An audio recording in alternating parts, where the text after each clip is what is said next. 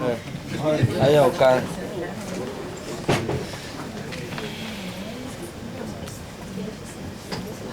Boa tarde. Boa tarde. Não tem uma dinâmicazinha não, né, Alberto? Já teve, foi? Mas essa é a hora que tem que ter. Dá um sono, né? Toca Fernando Bague. Ainda bem que Leninha aí com a experiência despertando a gente. Quero agradecer aqui a oportunidade ao meu trabalho, pelo convite. Parabenizar aqui aos organizadores, tanto da rede quanto do governo federal, na pessoa do meu companheiro e professor Roberto Marinho, na pessoa do companheiro Milton, essa oportunidade de compartilhar aqui com a Leninha essa mesa. Dos meus 15, 20 minutos que foi me oferecido, você conseguiu abrir? Qual é dessa? Esse, o de baixo, um trabalho sério. Eu preparei aqui a fala em dois momentos. Acho que é na linha do que o Roberto trouxe para a gente. Como o Roberto já trouxe conceituações, a experiência e a história da economia solidária no Brasil, eu queria trazer três reflexões. Uma da importância de atividades como essa, e com um tema tão relevante, sobre a ideia da economia solidária. E quando o Roberto traz o tema da diferenciação ou da caracterização da economia solidária, me reporta três questões. Uma é como é que se faz uma economia diferente, uma economia com essas características de solidariedade, de responsabilidade tanto com o produtor como com o consumidor, de responsabilidade ambiental, em um mundo cuja economia majoritária, a economia preponderante, é a economia de mercado, é a economia capitalista. Então, há quem diga que nós tínhamos que ter uma destruição de toda a economia atual para a gente poder criar uma economia diferenciada. Há quem defenda que é possível se construir uma economia deste tipo por dentro desta outra. E é por isso que a todo tempo a gente escuta essas conversas, falta crédito, falta assistência técnica, porque o modelo que está aí não é um modelo para esse tipo de economia. É um modelo diferenciado, é um modelo que foi feito para os grandes. Então, quando Leninha dá o exemplo da conceituação, se é polpa, se é fruta congelada, isso não é errinho pequeno, não é errinho de nomenclatura, é concepção. Nós estamos tratando de uma economia que não serve para a maioria, ou para a grande expectativa da economia que é estabelecida no país. Aí está ali de Norá, para me corrigir, esta assistência técnica, tanto para a economia solidária do campo e da cidade, não é a economia que a gente, não é a assistência que a gente quer, o que a gente precisa ter. A figura, o servidor do Estado, seja ela federal, estadual ou municipal, que trata do tema, ele não pode ser o mesmo burocrata que trata dos financiamentos ou de assistência técnica para a economia como se fosse uma outra. Então é uma balançada que está se dando sobre essa reflexão de que foi essa pergunta: que economia nós queremos, que mundo nós queremos. A gente não pode perder de vista no espaço de um fórum tão importante como o Fórum dos Gestores.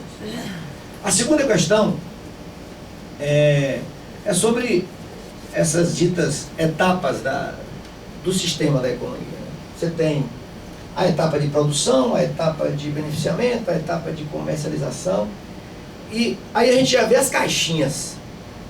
Se a gente for pegar um modelo de desenvolvimento da agricultura, nós temos ainda o conceito antes e depois da porteira. Ou seja, o que era produzido dentro da fazenda ou da propriedade rural pequena, ou do minifúndio, ou do assentamento, até a porteira, ela tem um preço, ela tem uma característica, e toda a agricultura familiar não foi feita para sair dali depois da porteira. Porque até a porteira é matéria-prima de qualidade, é matéria-prima com preço baixo, e depois dali é que se agrega valor. Então, a matriz da economia brasileira e dos países desenvolvidos é essa, é da gente não agregar valor. Por isso que toda vez que a Aninha fala aqui, ela fala da resistência, tem que criar um fundo para garantir o recurso, para garantir a rotação do crédito, porque a estrutura para as 3 etapas. Tanto para a produção, olha, o governo Lula pegou o país com um Pronaf, que foi feito no governo FHC, mas não foi feito por ele na boa, foi feito na força. Não sei se vocês lembram, antes dele sair, foi colocado no Peru como um ato simbólico de rebeldia, na mesa do ministro. Isso até hoje tem gente que responde processo, porque não tinha crédito. Então Lula pega o país com uma oferta de crédito para a agricultura familiar de 2 bilhões. Hoje, nós estamos chegando a quase 25 bilhões. Então são 10, 12 vezes mais. Falando de crédito.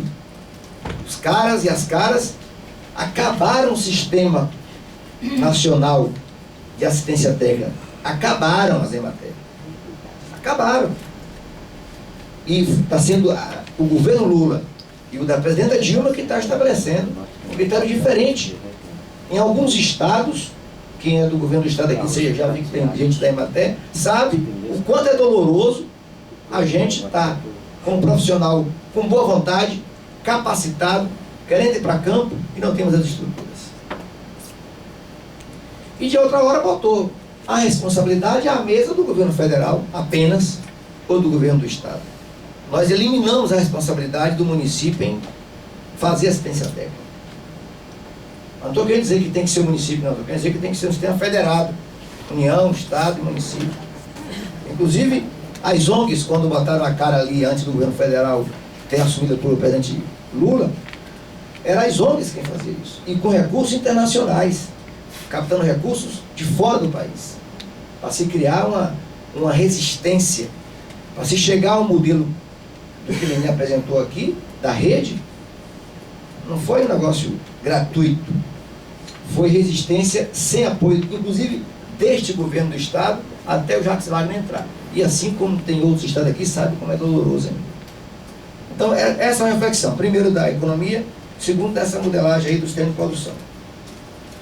E o terceiro, eu acho que cabe a gente aqui, já que o debate é das políticas públicas, Milton, o tema colocado no painel de consolidar políticas públicas, eu acho que assim, o Roberto traz isso muito bem. O tempo dele foi curto hoje, mas ele sempre traz as etapas que nós assim, construímos no país. A gente passou uma etapa onde a gente fazia o exercício de se construir referências de políticas públicas. Nós já passamos disso. Nós podemos até continuar criando referências, porque é importante criar novas referências, novas modelagens, mas nós já passamos a fase de criar referências de políticas públicas. Nós já temos as referências credenciadas, seja para a economia solidária na cidade, no campo, seja para a economia solidária de artesanato, de produção de alimentos, enfim, já temos um catálogo nacional imenso dessas referências.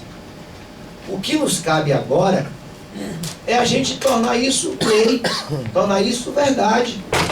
Quais são os 3 passos? Quais são, no conceito, o que é que significa políticas públicas? É você ter lei, não existe política pública só na boa vontade. Política pública é ato de governo. Então, política pública tem que ter lei. Não estou nem tratando da qualidade dela. E o Roberto disse aqui, nós temos uma baita referência nacional de política, mas não temos uma lei, não temos um código que expõe ou que force os governos a prestar conta, a fazer isso. Então, lei.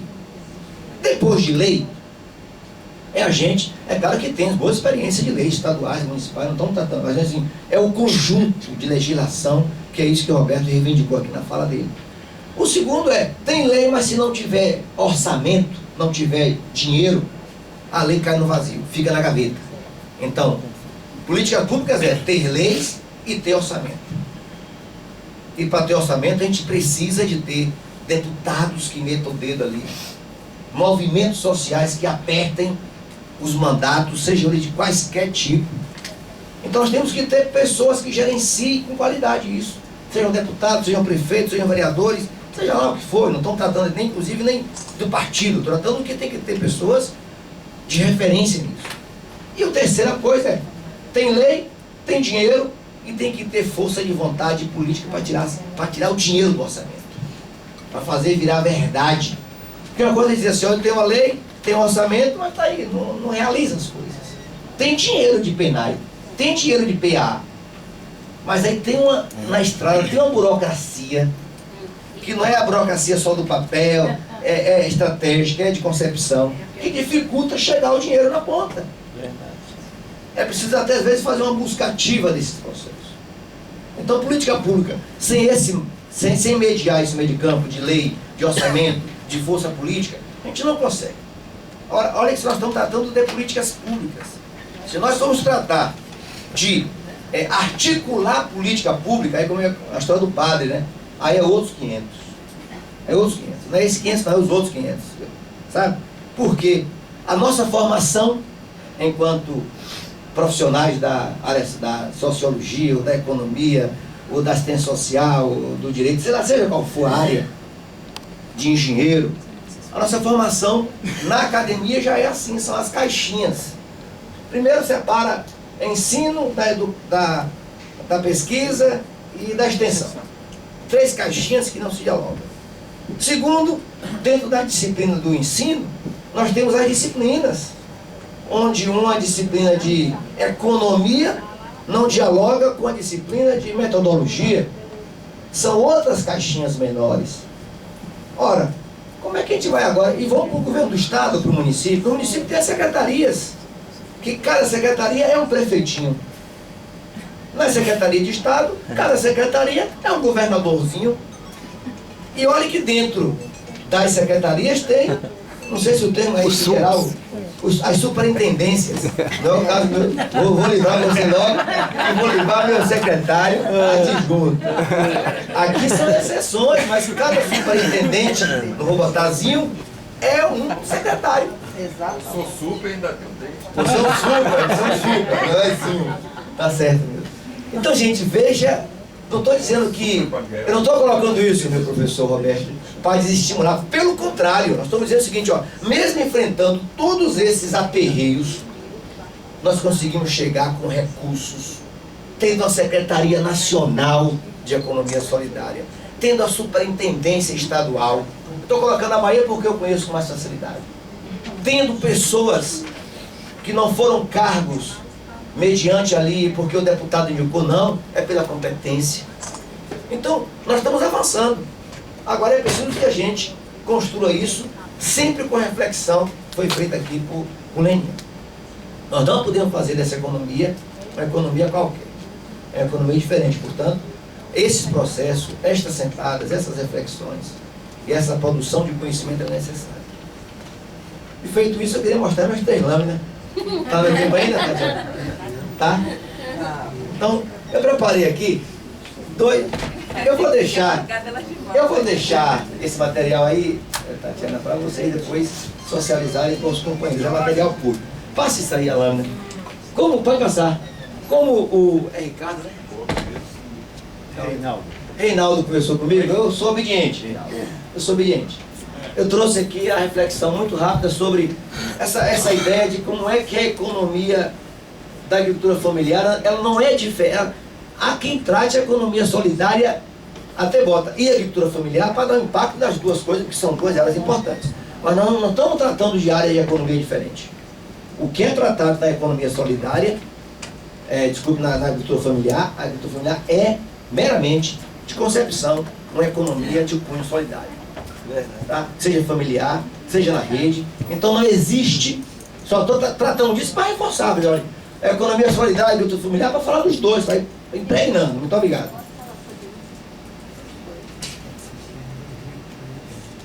Olha esses dados, que perverso.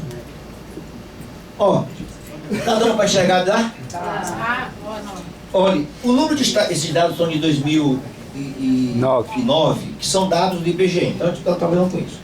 Nessa primeira pizza, vocês veem que nós temos 4 milhões com mais 800, 5 milhões e 100 de estabelecimentos rurais no Brasil. 5 milhões, somado aí, ó, esses 4 milhões com 300, 807. 84% desses estabelecimentos são de pequenos, da agricultura familiar. E 15% do negócio agrícola, do agronegócio, agricultura comercial. Olha a outra pizza. Esses 84%, eles apenas administram, possuem 24% das terras. Ou seja, é como botar sardinha dentro de uma lata. Olha os 15%. Junto com o tubarão. 15% das propriedades detêm 75% das terras. Guarda isso na memória. Passa mais um aí, Tatiana. 38% da economia gerada, ou seja, 40% da economia rural no Brasil é produzido por estes que, ou seja, nós estamos quase chegando assim a metade da economia rural pelos pequenos. A metade, quase 50%. Num pedaço de terra que é 38%. Passa mais uma. Olha aí, ó. Com 38% de terras a gente ainda fornece, mantém 75% das pessoas ocupadas, trabalhando, é trabalho, é emprego aí. Se não for emprego porque é diferente a forma de vinculação. Mas é 30, 40. Imagine se nós tivéssemos uma reforma agrária onde esse povinho do verde tivesse mais terra. Nós teríamos mais gente ocupada, mais economia gerada. E mais alimentação produzida. Mais uma. Oi. Tatiana. Eu não vou adentrar aqui não, porque aqui é a divisão das terras por região para ganhar tempo. Por favor, Tatiana, passe aí. Mais uma. Aqui, volta lá. É a quantidade de alimentos, ó gente. 90% da mandioca, feijão 70%, milho 46%, café 38%, arroz 39%, trigo e soja. Até trigo e soja os pequenos produzem aqui, até vinho. Eu não botei aí. Como é? Arroz 34, você falou 39. Foi, né? Me corrija aí, pelo amor de Deus. Eu estou empolgado, Deus Maria à minha frente.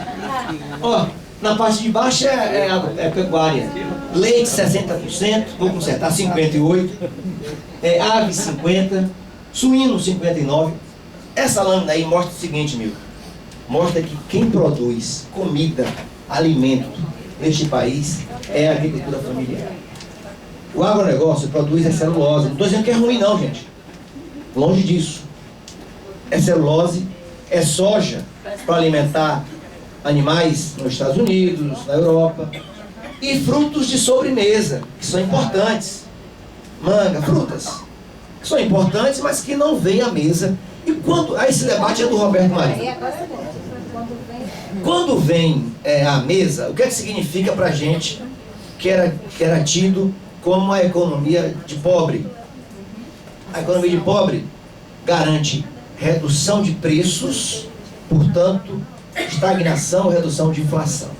Ou seja, agricultura familiar, economia solidária, regulando a inflação. Quem já disse isso neste país? O agricultor não sabe disso. Esse diálogo é muito difícil, é só para você do alto escalão.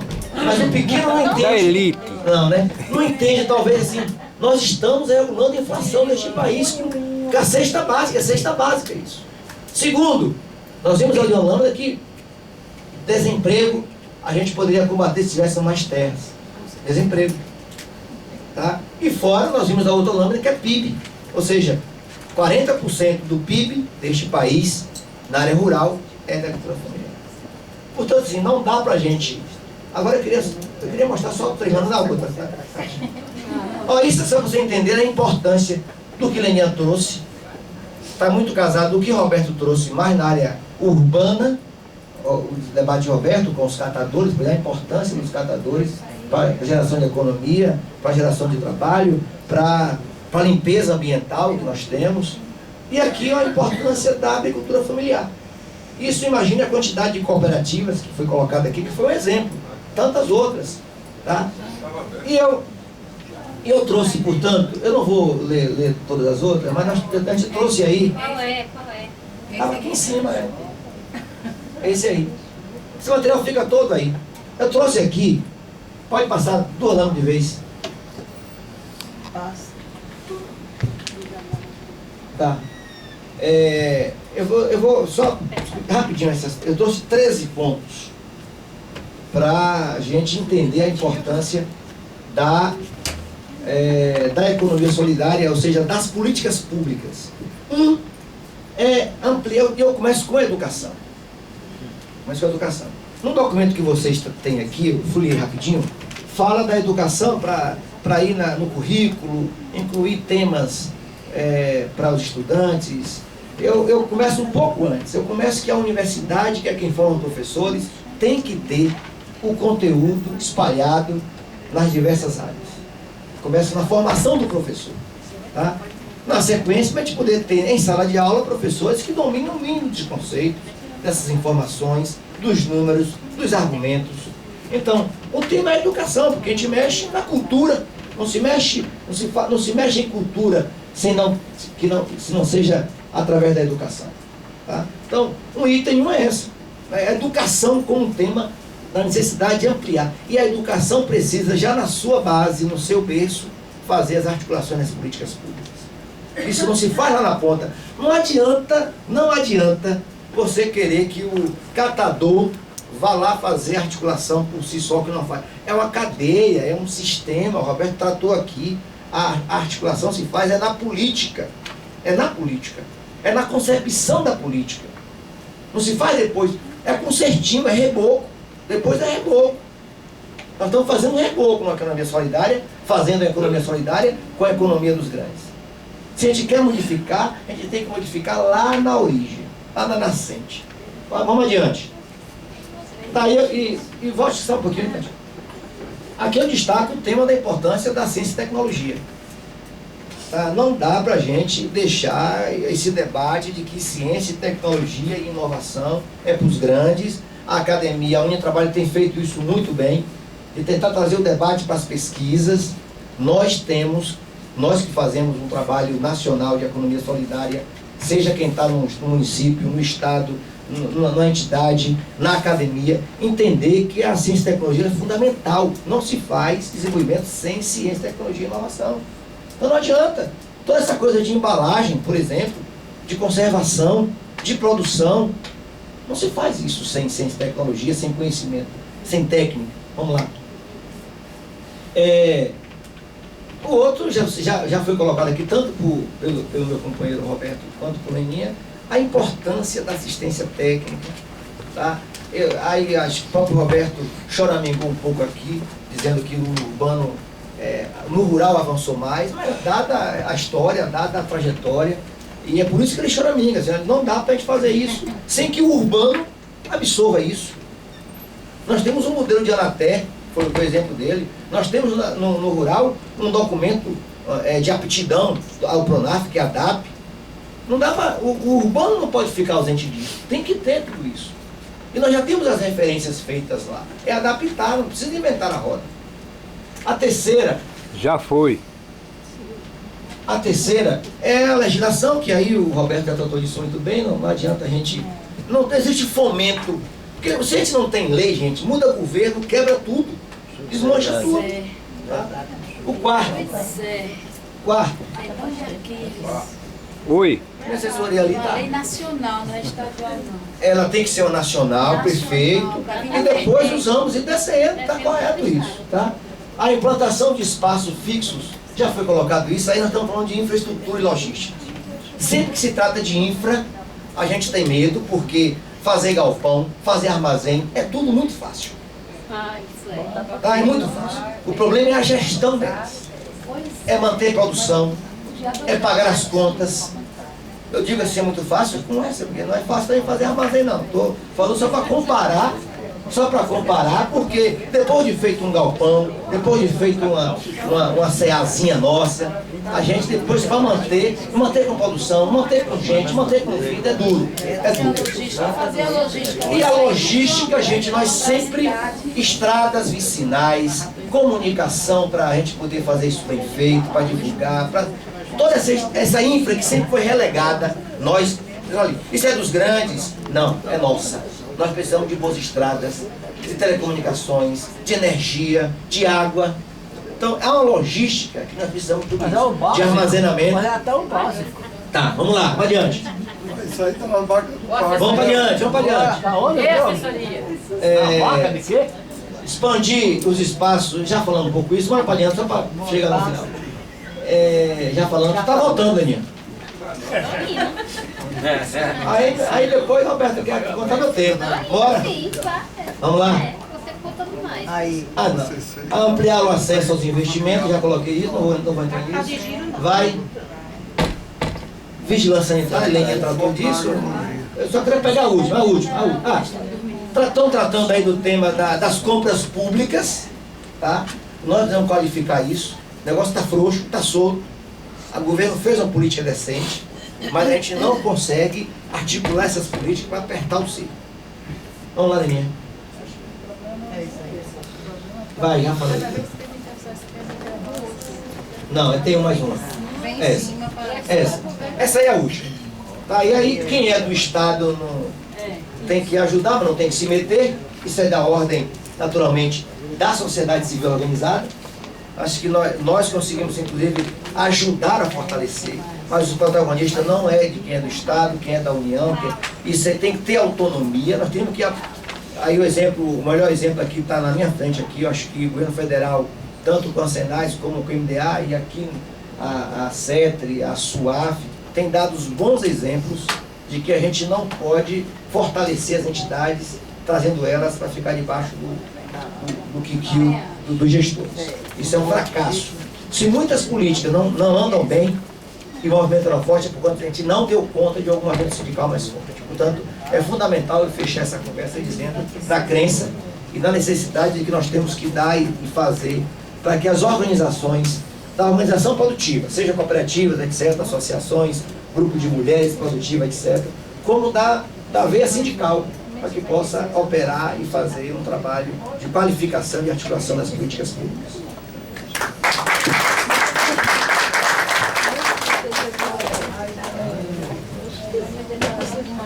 Ó, Milton, fecha aí,